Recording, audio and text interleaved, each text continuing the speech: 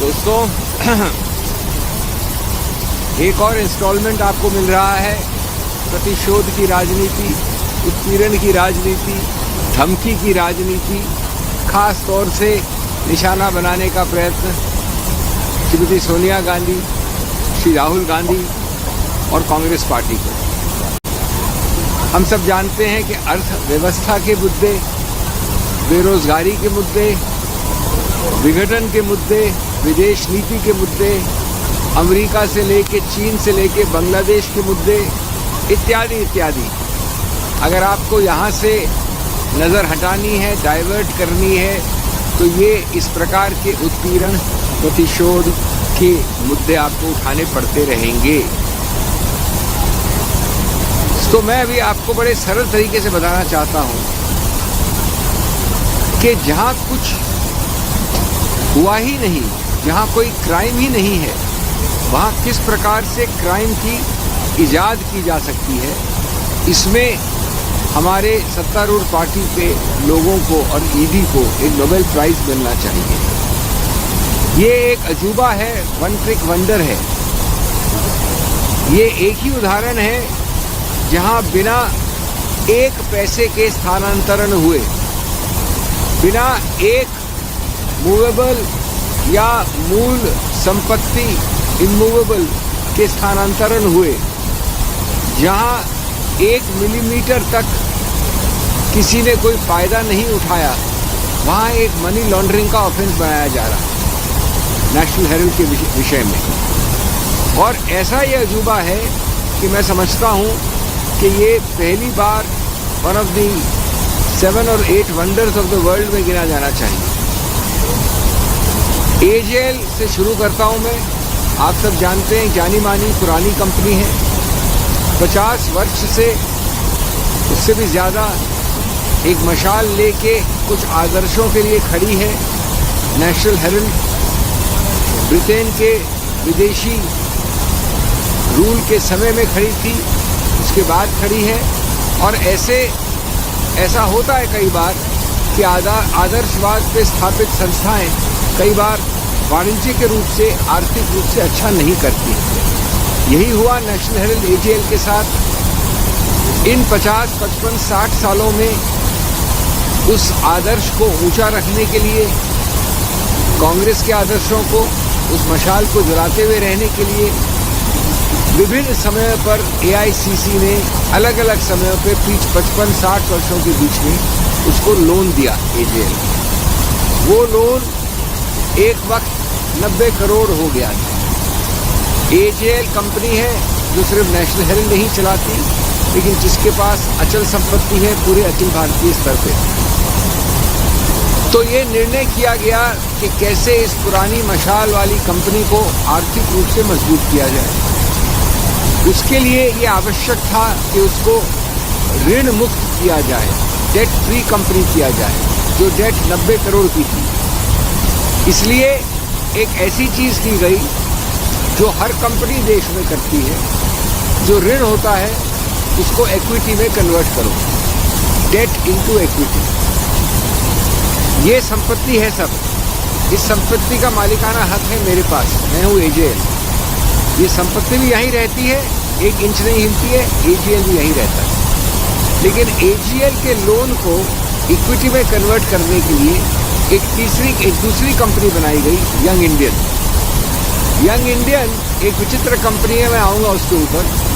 लेकिन ये जो ऋण है मेरा एजेएल का, उसको यंग इंडियन को असाइन कर दिया गया, दे दिया गया। इसका मतलब हुआ कि शेयर होल्डिंग एजेएल की अधिकतर रूप से 99% यंग इंडियन के हाथ में आ गई। कोई प्रॉपर्टी मूव नहीं किया, कोई रुपया मूव नहीं किया। एजेएल की कंट्रोलिंग कंपनी यंग इंडियन बन गई। अब यंग इंडियन में ऑस्कर फर्नांडिस थे, मोतीलाल वोरा जी थे, सोनिया जी हैं, राहुल जी हैं, सुमन दुबे हैं, अन्य लोग हैं, सैम पित्रोदा हैं। ये कौन है? ये कांग्रेस वो लोग हैं जो इस कंपनी को, जिसको नॉट फॉर प्रॉफिट कंपनी विशेष रूप से कंपनीज एक्ट में बनाया जाता है, उस कंपनीज एक्ट के अंतर्गत इसको बनाया गया। मतलब क्या हुआ इसका? मतलब कि ये यंग इंडियन जो अब 99% शेयर होल्ड करती है एजेएल की, वो न प्रॉफिट बना सकती है। अगर प्रॉफिट बनता है तो वो उस यंग इंडियन में ही रहेगा। न कोई इन लोगों को, डायरेक्टर्स को कोई पर्क देती है, गाड़ी घोड़ा कुछ नहीं, न कोई सैलरी देती है।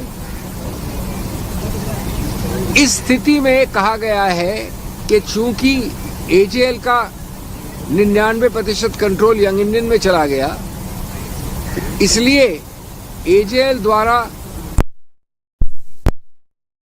स्थानांतरण हो गई और मनी लॉन्ड्रिंग हो गई करोड़ों रुपए की। ये विचित्रता मैं नहीं समझता कि किंडरगार्टन कानून के विद्यार्थी से लेकर पीएचडी तक कोई समझा सकता है, लेकिन ईडी ने समझ ली और ईडी ने विश्व भर को समझाने का प्रयत्न चल रहा है। एक और बात मैं बताना चाहूंगा आपको, ये सब जो मैंने बोला है ये पहले ही हो गया था। एक चार्जशीट फाइल हो गई थी, उस चार्जशीट राउस एवेन्यू के एक स्पेशल कोर्ट में लंबित है। अभी ये जो हल्ला हुआ है पिछले कुछ दिनों वो क्या है? मैंने बहस की थी कि चार्जशीट निरस्त है। क्यों निरस्त है? क्योंकि ईडी में लिखा है कि वो डिपार्टमेंट, वो यूनिट जो सरकारी यूनिट हो, ऑफिसर एम्पावर्ड टू, सिर्फ वही कंप्लेंट कर सकता है। अब नेशनल हेराल्ड में विचित्रता ये है कि किसी ईडी, किसी पुलिस, किसी एफआईआर में रजिस्टर नहीं हुआ था। सिर्फ सुब्रमण्यम स्वामी जी कोर्ट गए थे, उन्होंने एक प्राइवेट कंप्लेंट की थी। उस प्राइवेट कंप्लेंट के आधार पर केस शुरू हुआ और कुछ समय बाद स्वयं प्राइवेट कंप्लेंट को अपने आप खुद जाके हाई कोर्ट स्टे करवा दिया, यानी अपनी कंप्लेंट को स्टे करवा दिया। तो ये मूल बात समझने की आपके दर्शकों को कि कंप्लेंट एक सिर्फ प्राइवेट थी, सरकारी कोई कंप्लेंट थी नहीं कभी नेशनल हेराल्ड में। और वो कंप्लेंट भी सुब्रमण्यम स्वामी ने स्टे करवा रखी थी। तो मैंने दलील ये की थी करीब 4 महीने पहले कि जब कोई सरकारी कंप्लेंट नहीं है तो ईडी आ ही नहीं सकती, क्योंकि ईडी के एक्ट में लिखा है कि कंप्लेंट उस ऑफिसर द्वारा जो एम्पावर्ड है वही कर सकता है, नहीं है पुलिस के। अब ये बड़ा लैकूना है जिससे एक पूरी इमारत जो बनाई है वो गिर सकती थी। वो निर्णय अभी तक रिजर्व्ड है। मुझे कोई संदेह नहीं है कि उस गैप को, कोई प्रेडिकेट ऑफेंस और कोई एफआईआर न होने को ठीक करने के लिए ये अभी नवंबर-दिसंबर में नई एफआईआर दर्ज की गई और इसके आधार पर एक और एसीआर की जाएगी, क्योंकि आधार इसको बनाया जाएगा। इसके पहले कोई आधार नहीं था सिवाय सुब्रमण्यम स्वामी के कंप्लेंट के जो स्टेट थी। तो आप समझ रहे हैं कि जल्दबाजी में द्वेष की भावना से काम करने से कितनी महामूर्खताएं होती हैं, कितनी मजाकें होती हैं और किस प्रकार से नुकसान होता है।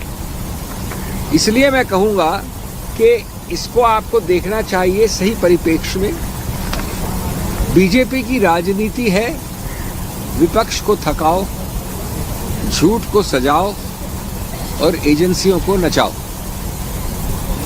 बीजेपी का नया नारा है, न सबूत न तर्क, सिर्फ टारगेट, और टारगेट हम जानते हैं कौन है। दोस्तों, न पैसा, न धोखा, न कमाई। मैंने भी बताया पैसा का स्थानांतरण नहीं हुआ, किसी ने धोखा करने की कंप्लेंट नहीं की, तो न पैसा, न धोखा, न कोई कमाई। फिर भी बीजेपी ने मनी लॉन्ड्रिंग की कहानी बनाई। ये अजीबोगरीब कहानी है, क्योंकि आपका उद्देश्य है विपक्ष को डराओ, जनता को भरमाओ और एजेंसियों को दौड़ाओ, और जहां नींव नहीं वहां इमारत कैसे खड़ी होगी। कोई प्रेडिकेट ऑफेंस नहीं, कोई एफआईआर नहीं।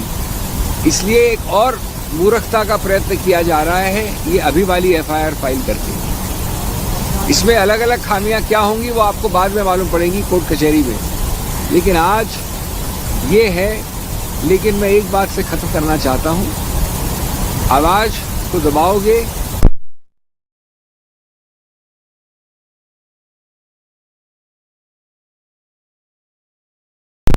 तो वो और प्रचंड होगी, क्योंकि हम न झुकेंगे न रुकेंगे। बीजेपी को जवाब कानून देगा, समय देगा और जनता देगी। Friends, very briefly in English, I'm not going to repeat. The transactions, the facts, the sequence I've explained is the same. And you can understand.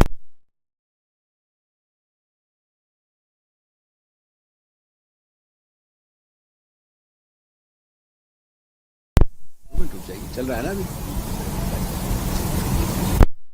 No crime, no cash, no trail to find. No crime, no cash, no trail to find. The BJP still conjures a case of its own twisted mind. If justice is blind, then ED is color blind. It only sees one color, the opposition color. I have demonstrated to you in Hindi, it's a case with no money movement, no movement of immovable property, no mischief, yet the EC, in its febrile imagination, sees money laundering. Today, fiction has found a uniform. If vendetta was a syllabus, the BJP would graduate with honors. From a private complaint to a public circus, the National Herald case is the BJP's recycled obsession. Not a rupee moved, not an inch of BJP lectures a crime where none exists. So friends, this is the National Herald case. And you can follow the selectivity, you the BJP, you the ED, your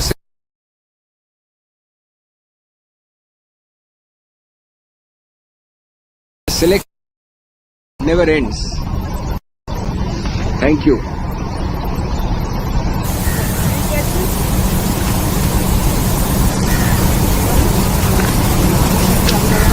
Now, how will you take it, reply to this forward? How will you take it forward? I have given you the reply in the public domain. This is taking it forward to the Janata Janardhan. It will be taken forward at all fora. And obviously the next fora will be the courts. The third fora is always Parliament. So there are enough democratic forums, and that's the only thing you can do in a democracy. There's nothing else. Okay? Short and sweet.